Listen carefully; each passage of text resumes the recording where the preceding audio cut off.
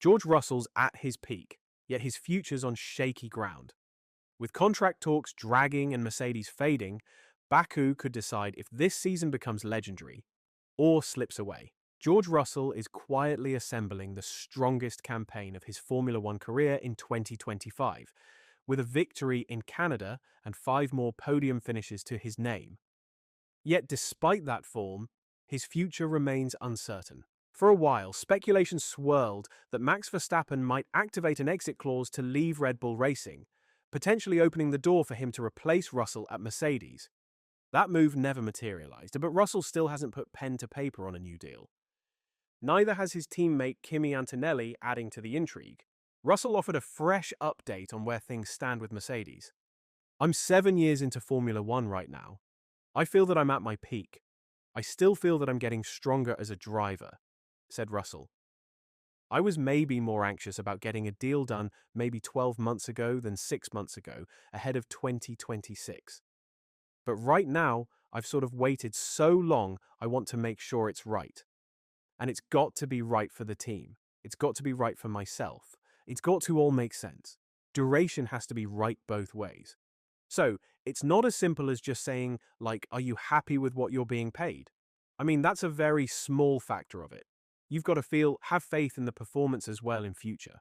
Because, I would pay to be a world champion. I would pay to fight for a world championship. And that's where I am right now. And that is the priority for me. Martin Brundle, who once managed 13-time Grand Prix winner David Coulthard, admitted he felt a flicker of concern when he heard George Russell's recent remarks about salary. It's a sensitive subject for good reason. While Russell competes for Mercedes, the team also doubles as his management, blurring the lines between employer and representative. "Performance is everything. There's no doubt about it," said Brundle in response to Russell's words. "They all roughly know what each other earns. So George is not going to want to be underpaid. Why should he be? But he'll want some certainty. What he won't want to do is find himself in this position again next year, if Max Verstappen happens to be on the market. If I was managing George, I would have said, don't say you'll drive for nothing, or don't say you'll pay, please, because that's going to come back and hurt us somewhere." But I know the point he was trying to make. In Martin Brundle's view, with Max Verstappen now officially off the market, George Russell is seizing the moment, leveraging his stronger negotiating hand while he has the upper edge.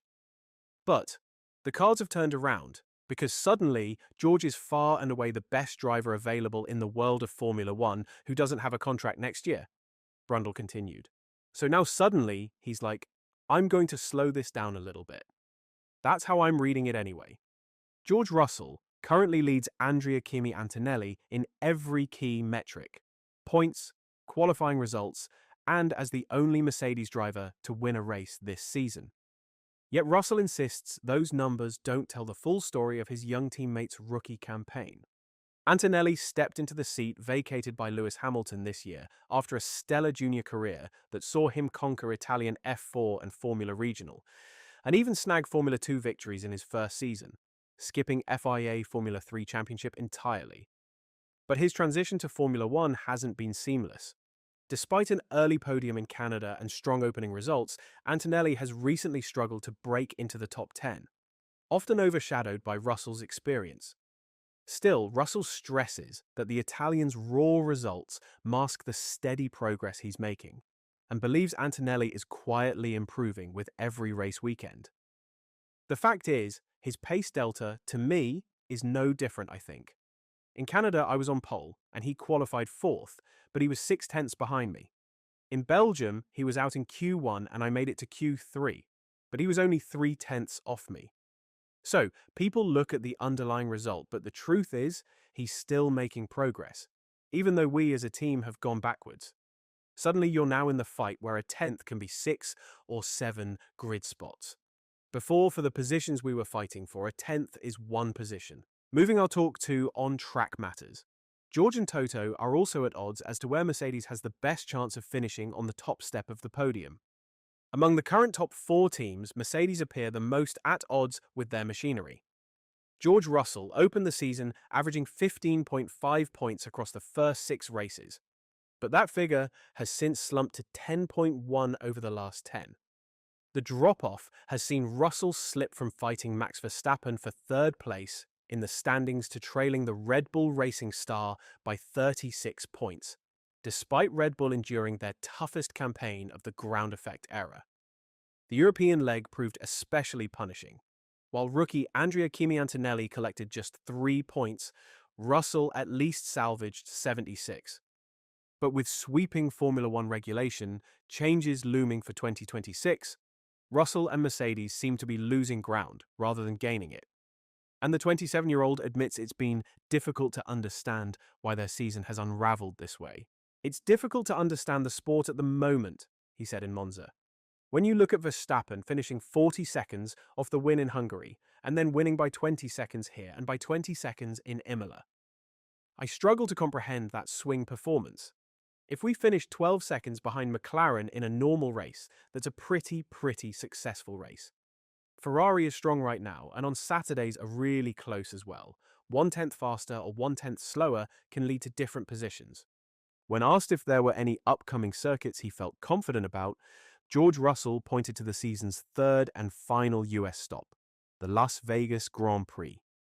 Last year, Mercedes thrived under the cooler desert night temperatures, delivering their first 1-2 finish since 2022, with Russell leading home Lewis Hamilton in a dominant display. "Vegas is a bit of an obvious one for us. I hope we can repeat last year's performance. But no, there's not really any other track to be optimistic about." Formula One heads east this week for round 17 of the 2025 season as the grid descends on Azerbaijan following the post-shutdown doubleheader. With the fight for P2 in the constructors' standings tighter than ever and little separating the front runners from the midfield, the streets of Baku promise to write another crucial chapter. After ending the summer shutdown on a high with a podium in the Hungarian Grand Prix, the team have since added 24 more points from the Dutch Grand Prix and Italian Grand Prix to keep their challenge alive. With the European part of the year now complete, we begin the final third of the season this weekend, said Toto. It will be an intense run to the flag in Abu Dhabi, with 3 teams in the fight for second in the Constructors' Championship. "We lost some ground to our competitors in Monza and know we need to perform better in the closing 8 races than we did in Italy if we are to come out on top." The flyaway races start with 2 street circuits. First up is Azerbaijan before we then head to Singapore in 2 weeks' time.